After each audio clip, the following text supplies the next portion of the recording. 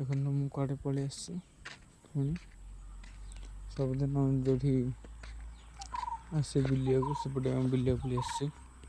Hello friends, good morning evening mini vlog day 105ରେ ଆପଣମାନଙ୍କୁ ସ୍ୱାଗତ ଜଣାଉଛି। ଆସନ୍ତୁ ଷ୍ଟାର୍ଟ କରିବା ଆଜିର ଭିଡ଼ିଓ, ଲେଟ୍ସ ଗୋ।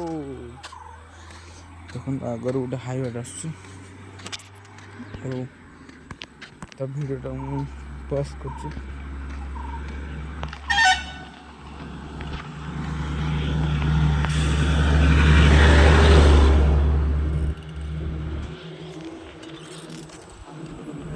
ବର୍ତ୍ତମାନ ଏବେ ଯାଉଛି, ଦେଖନ୍ତୁ ପଳେଇଲା।